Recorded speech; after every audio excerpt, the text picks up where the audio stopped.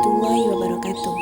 Perkenalkan, nama saya Dwi Aprilia Putri dari Prodi Manajemen Pendidikan Islam STAI Al-Yasini Pasuruan. Video kali ini saya akan menjelaskan tentang salah satu tokoh ajaran tasawuf akhlaki. Beliau adalah Imam Al-Ghazali. Berikut penjelasannya.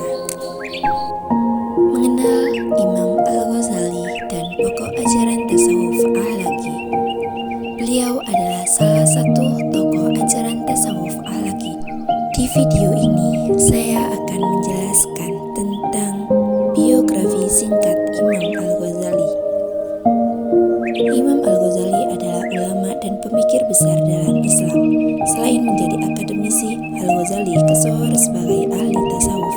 Karyanya yang bertajuk Ihya Ulumuddin merupakan warisan intelektual abadi yang terus dipelajari hingga sekarang. Di masa mudanya, Al-Ghazali amat haus pada ilmu pengetahuan. Ia dikenal sebagai sosok polimatik, pandai di berbagai disiplin pengetahuan, mulai dari tafsir Al-Quran, hadis, ilmu kalam, filsafat, dan lain sebagainya. Pemahamannya yang kuat menjadikan Al-Ghazali sebagai sosok intelektual terkenal di Iran kala itu.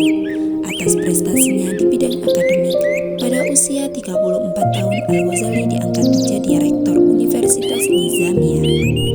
Nama asli Al-Ghazali adalah Abu Hamid Muhammad bin Muhammad bin Muhammad bin Ahmad At-Tusi. Ia lahir di Tus, Iran pada 450 Hijriah atau 1508 Masehi. Sejak kecil Al-Ghazali sudah menjadi yatim karena ditinggal wafat ayahnya.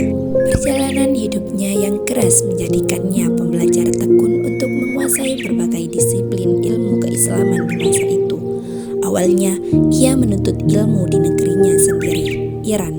Al-Ghazali muda belajar fikih Imam Syafi'i serta dasar-dasar logika. Setelah dirasa cukup, ia pun merantau ke Nisapur dan belajar pada Imam Al-Harumain. Di sanalah Al-Ghazali menyerap secara mendalam ilmu logika, filsafat, tafsir, hadis, dan lain sebagainya. Setelah Imam Al-Harumain wafat, Al-Ghazali kemudian mengunjungi Menteri Nizamul Mulk di pemerintahan dinasti Seljuk. Karena kapasitas ilmunya yang luar biasa, Nizamul Mulk menghormati Al-Ghazali sebagai ulama besar. Pada saat bersamaan, ulama di masa itu juga mengakui ketinggian dan keahlian Al-Ghazali. Nizamul Mulk kemudian mengutus Al-Ghazali untuk mengajar di Universitas Nizamiyah pada 484 Hijriah atau 1091 Masehi. Dalam masa pengabdiannya di dunia akademik, Al-Ghazali banyak menulis karya-karya ilmiah, termasuk buku filsafat monumental bertajuk Tahafut Al-Falasifah yang menerangkan kekeliruan filosof-filosof muslim di masa itu. Namun, di tengah produktivitas akademik, Al-Ghazali malah mengalami kritis rohani. Padahal ia sangat terkenal di masa itu dan sudah menjabat sebagai rektor Universitas Nizamiyah, salah satu universitas tertua di dunia yang terletak di Iran. Merespon kekeringan jiwanya itu, Al-Ghazali meninggalkan Baghdad ke Syam secara diam-diam. Pekerjaan mengajarnya ia tinggalkan, dan ia pun memulai hidup sederhana, zuhud dan warok. Di masa menyepinya itu, Al-Ghazali mendalami tasawuf dan menyimpulkan bahwa kebenaran yang hakiki dapat ditempuh melalui jalan sufistik. Inti dari ajaran tasawuf yang dilakoni oleh Al-Ghazali adalah tasawuf akhlaki untuk perbaikan akhlak. Konsep dari tasawuf akhlaki Al-Ghazali adalah hablum minallah, hubungan baik dengan Allah, dan hablum minannas, hubungan baik dengan manusia.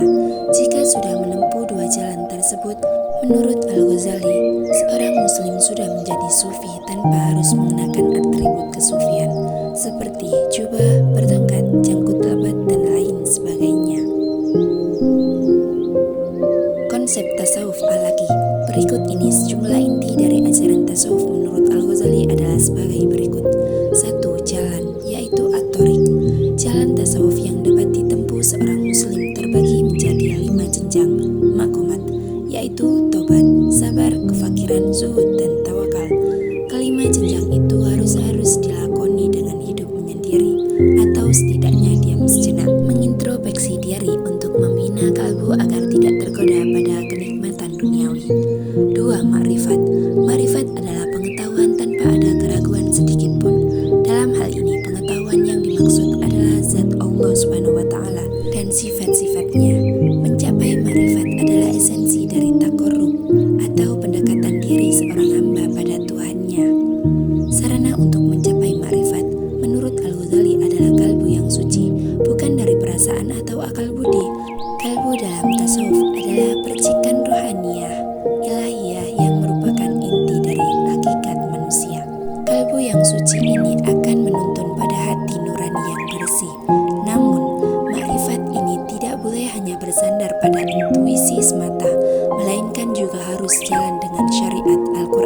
estetis, serta bertujuan untuk menyempurnakan moral dan akhlak manusia. 3. Yaitu tingkatan manusia.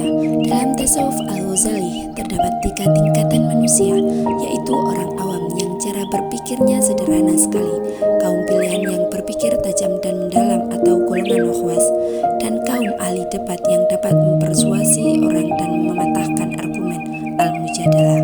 Dari 3 tingkatan tersebut, yang paling umum adalah golongan pertama dan kedua, yaitu orang awam dan orang khawas. Orang awam seringkali hanya dapat membaca tanda-tanda dan pengetahuan yang tersirat. Sementara itu, orang khawas dapat membaca dan implisit dan melihat gagasan di balik suatu peristiwa. 4. Yaitu kebahagiaan.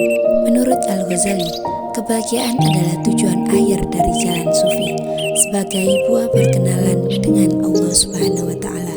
Dalam konsep tasawuf, kebahagiaan